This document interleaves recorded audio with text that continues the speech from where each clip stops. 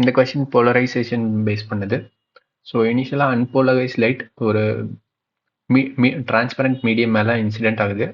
Angle of incident 60 degree. So இப்போ என்ன சொல்றாங்கன்னா reflected ray is completely polarised.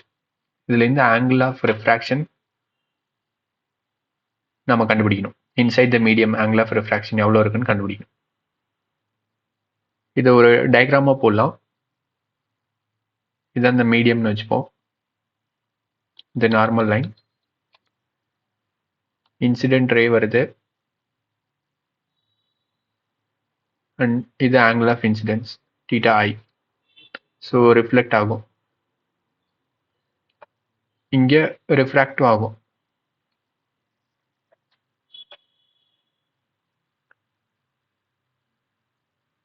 So இது ஆங்கிள் ஆஃப் ரிஃப்ராக்ஷன் ஆர்ன்னு வச்சுப்போம்.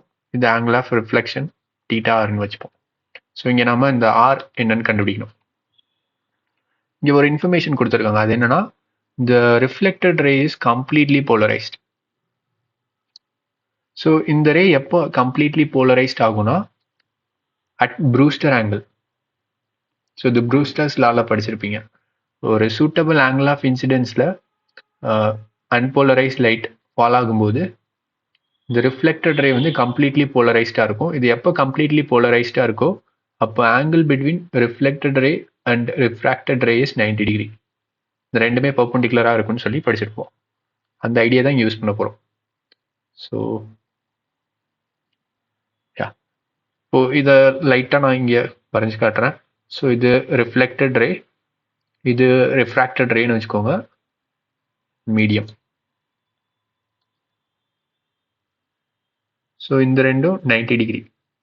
ஓகே, நமக்கு லா ஆஃப் ரிஃப்ளெக்ஷன் தெரியும். Angle of incidence equal to angle of reflection.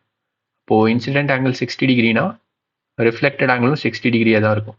So இது 60 degree. நம்ம கண்டுபிடிக்க வேண்டியது இந்த ஆர், ஆங்கிள் ஆஃப் ரிஃப்ராக்ஷன் கண்டுபிடிக்கணும் ஆர்.